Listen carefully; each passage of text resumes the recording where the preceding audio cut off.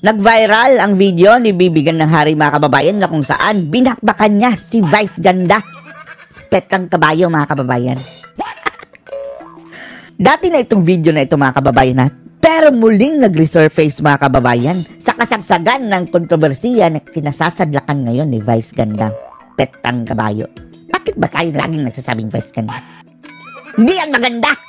Si Petra na lang mga kababayan. Apparently mga kababayan, isa rin pala itong si Bibigan ng Hari mga kababayan sa mga biktima ni Petra. Matinding panglalait ang natanggap nito si Bibigan ng Hari mga kababayan galing sa kanyang kapwa. Hindi na lang, kapwa LGBT na lang mga kababayan na si Petrang Kabayo. Etong si Bibigan ng Hari mga kababayan isa ito sa mga guding mga kababayan. Hindi bad, kundi good. Na-trigger lang. Okay lang naman sila mga kababayan. Wala tayong kontra dyan sa mga LGBT mga kababayan. Kapag nananahimik lang sila, kanya-kanyang buhay. Wag lang silang mag-overstep mga kababayan. Kagaya nito si Vice Ganda na nang-aapak pa ng iba. Eto si Bibigan ng Hari, gumanti mga kababayan sa birada sa kanya ni Vice Ganda. Kaya nag-viral ang mga sinasabi niya ngayon at nakaka-relate tayo. Isa ito sa mga guding mga kababayan, mabait na LGBT. Sa makatuwid, sumama pa nga ito kay Senator Robin Hood Padilla sa The Hague, Netherlands. Nagsalita doon mga kababayan sa harap ng entablado na mayroong I stand with PRRD. Good job, Bibi! Kaya naman dito sa pambabastos si Vice Ganda mga kababayan sa ating dating presidente, muling nag-viral ang dating video ni Bibi. Narito po mga kababayan kanyang sinabi. Mukha pa rin ba siyang kabayo? Danger? Oo! Mukha pa rin kabayo! Ay hindi na pala mga kababayan. Mukha ng tao. Dati na palang kabayo si Petra. Petrang Kabayo nga diba? Mukha lang tao. The nerve. The nerve. From the nerve. LGBTQ community. Ito si mga kababayan na Vice Ganda. Kaya napapasama itong imahe ng LGBT mga kababayan dahil sa kanya. Dati-dati itong mga guding mga kababayan, mga guding naman yan sila. Nagpapatawa lang. Ang kanilang mga patawa mga kababayan dati, yung jolly lang talaga. Hanggang dumating ang isang Vice Ganda mga kababayan. Ang daming mga LGBT ang nahawa kay Vice Gandang ugali na yung pagpapatawa mga kababayan mapanglait. Hindi lang mga LGBT ang mga kababayan na impluwensya niya, pati na kabataan.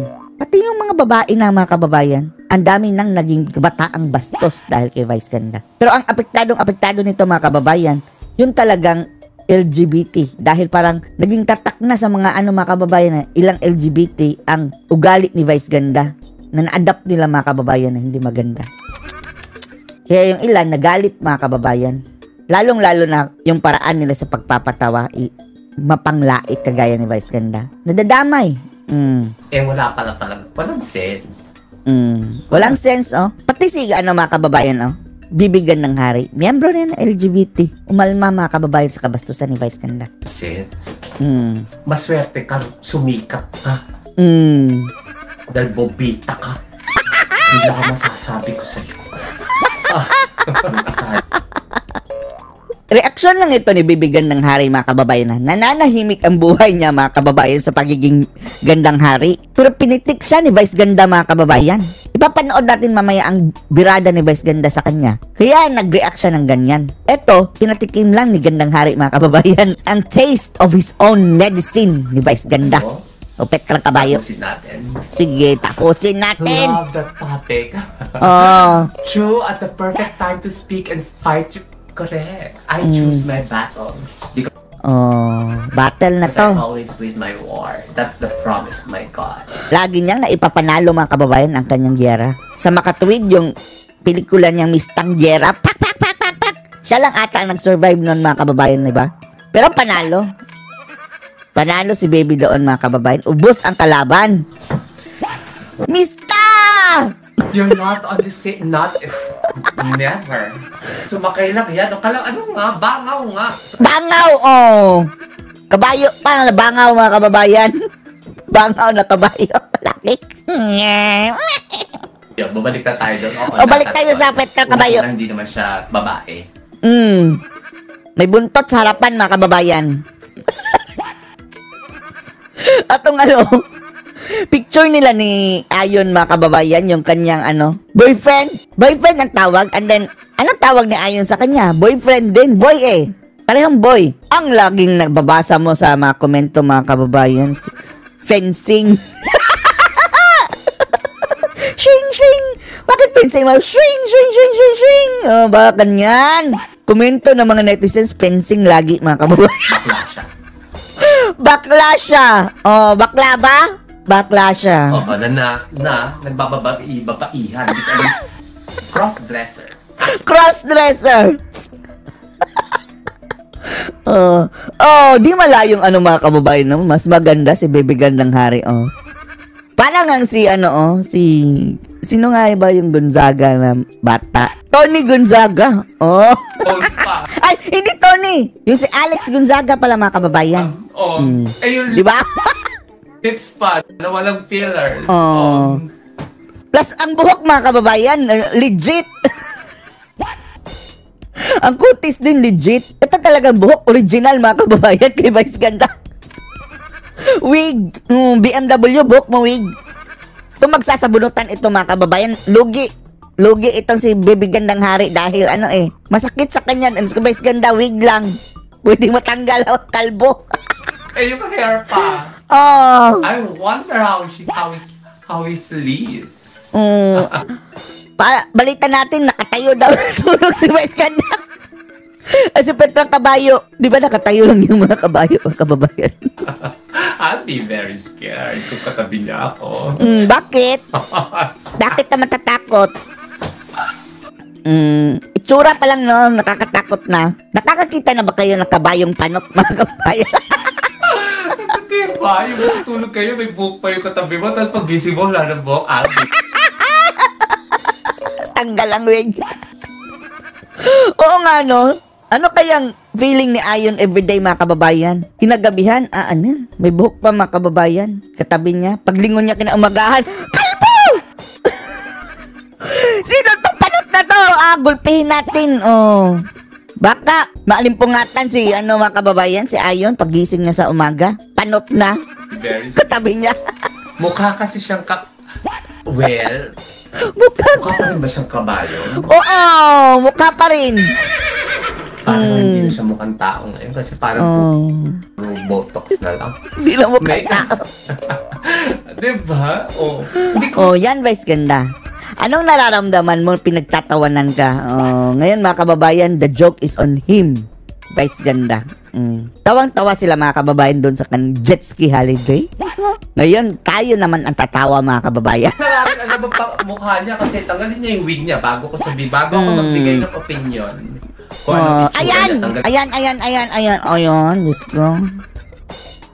Wrangler na pala ito si Vice Ganda, mga kababayan, ang Petrang Kabayo. Tsaka ng wig niya. Tsaka ako magbibigay ng opinion. Not pa! Hindi tayo nagtataka, mga kababayan, dahil supporter pala ito ni Pinoy. Not pa. Hindi ko alam kung ano yung itsura niya. Mukha lang siyang wig na may make-up. Ay, wig! Yung parang mukhang tinubuan ng wig. Diyos! Nylon.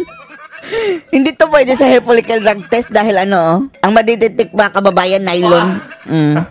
Sabi ko nga, wag niyo akong umpisahan. Inumpisahan mo. Inumpisahan kasi ni Petrang Kabayo. Magpastaya, nakabuelo siya. Pasalamat ka. Hindi siya ganyan noon. Nung pa siya, Rostom. Kung hindi, gulpi sarado ka. Gulpi sarado ka sa kwadra. Kahit kapala niya, make-up niya, kaya insecure. Ikaw kasi maganda. Natural yan ba mukhang matanda Mukha pa nga siya. Hindi na nga natin na alam kung anong itsura niya kasi balot na. Mukha na. Yun pa rin, mukhang kabayo daw, mga kababayan, sabi ng mga netizens. Saka tignan yung Instagram dahil. Yun ang Photoshop to death. Wala ka makikita totoo. That's all I can say. Oo nga, no? Parang nagmamaskot na, mga kababayan. As in, yung make-up para ng pintura. Nakawig.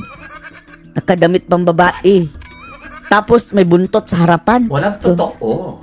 Nothing. Pati yung pagsasalita, hindi totoo. Kasi lumang Santa Cruz yan. Yun ang alam ko. Saan ang galing yung slang? Lumaki Santa Cruz Tondo. Don't matter. Di ba? Saan nanggaling yung snack? Hindi naman marunong mag-English yan in the first place. Pinakasa lang si Bibi, pero okay lang. Oo. Hindi marunong mag-English. Mukhang tinubuan ng wig. Hindi, mukhang patungan ng wig. Mukhang patungan lang ng wig ba? Yun lang parang patungan lang ng wig ba kababay doon pinapatong. Yun, yung mga nasa... Hindi bilang patungan ng wig. Hindi yung tao! They don't matter at all. Look what happened to him. Whatever. Yan, yan Petra. I don't even know what's going on. Masarap ba ang medicine mo? Exciting ang topic. Ang gusto ko. And the world! Ano nga ba yung kanta mga kababayan? I started a joke. Tapos, nung umiyak na si Vice Ganda mga kababayan, ang mundo na ang natawa sa kanya.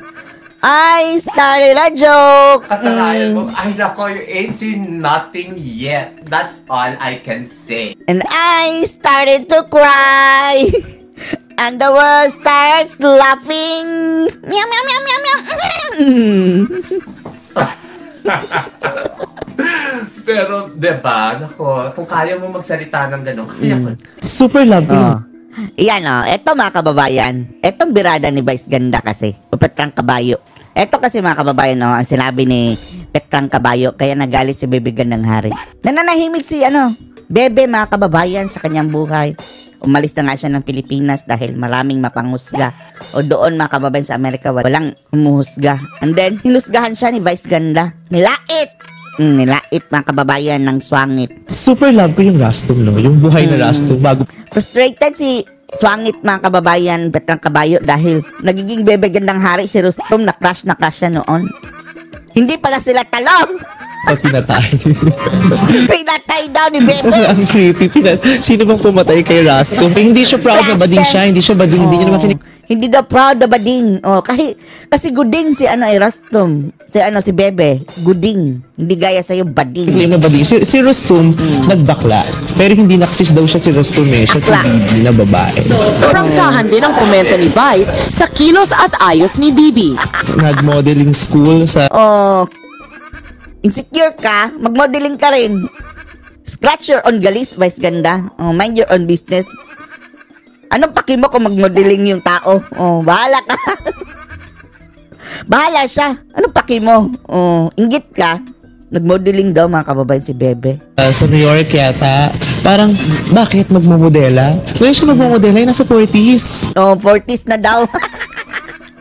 Bakit hindi pwede magmodela ang Wrangler?